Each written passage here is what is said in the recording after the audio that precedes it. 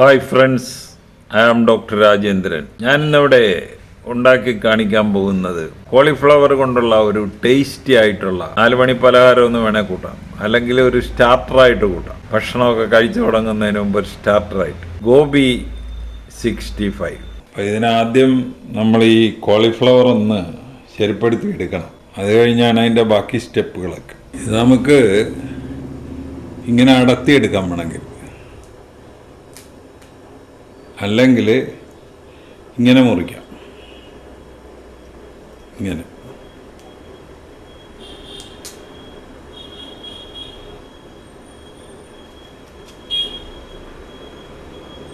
യാതൊരു കാരണവശാലും ഇങ്ങനെ മുറിക്കരുത്. ഇങ്ങനെ മുറിച്ച് കഴിഞ്ഞാൽ എല്ലാം അടന്നു പോകും. നമ്മൾ ഒരു 300 ഗ്രാം ഇതുപോലെ അടത്തിയെടുത്തിട്ടുണ്ട്. ഇനി ഇത് കുറച്ച് വെള്ളം തിളപ്പിക്കണം.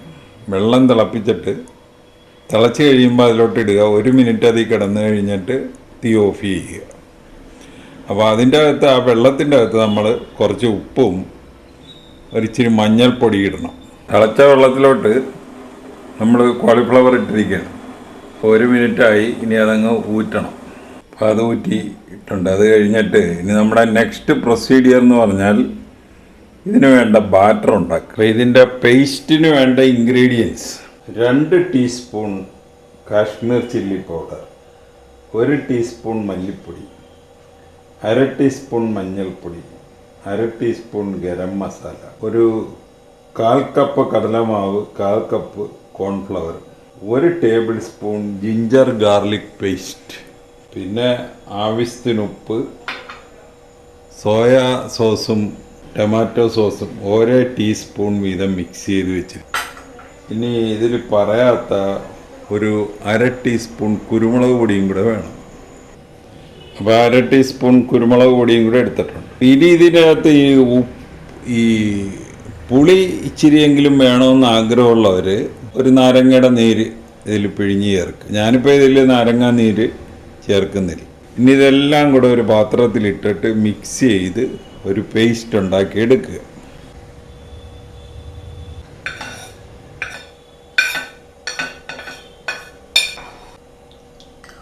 തൽക്കാലം ഒരു 1/2 ടീസ്പൂൺ ഉപ്പിടുക.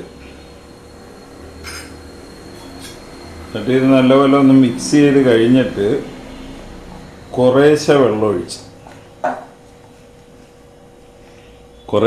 ഒഴിക്കാവുള്ളൂ. ഡൈലൂഷൻ കൂടിപ്പോയാൽ പിന്നെ ഒന്നും ചെയ്യാനില്ല. ഇനി ഇതിലേക്ക് കോളിഫ്ലവർ ഇടുക. എന്നിട്ട് നല്ലപോലെ മിക്സ് ചെയ്യും. കുറച്ച് സമയം റെസ്റ്റ് ചെയ്യാനിരിക്കട്ടെ. നമ്മുടെ എണ്ണ തിളച്ചിട്ടുണ്ട്. അപ്പം അതിലേക്ക് ഇത് ഓരോന്നെ പറക്കി ഇടുക. ഇതൊരു മീഡിയം ഫ്ലെയിമിൽ വെച്ചാൽ മതി. ഹൈ ഫ്ലെയിമിലും വേണ്ട, തീരെ ലോ ഫ്ലെയിമിലും വേണ്ട.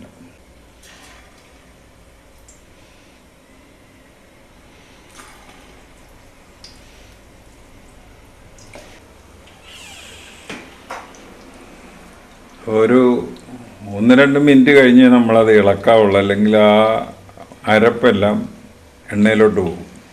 ഇനി ഒന്ന് ഒരു മിനിറ്റ് 2 മിനിറ്റായി. ഇനിയിപ്പോൾ ഇതൊന്ന് മറിച്ചൊക്കെ ഇടുക. അപ്പോൾ അതിൻ്റെ തിളയൊക്കെ ഒരുമാതിരി കുറഞ്ഞിട്ടുണ്ട്. ഇനി നമുക്കിത് പോരാം.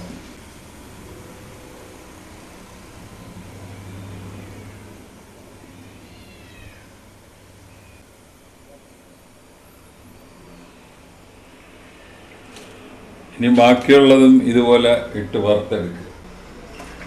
1 മിനിറ്റ് ആയിട്ടുണ്ട്. ഇനി ഇതൊന്ന് മറിച്ചിടുക. അതിൻ്റെ കറിച്ചിലൊക്കെ ഒരുമാതിരി തീർന്നു വരുന്നു.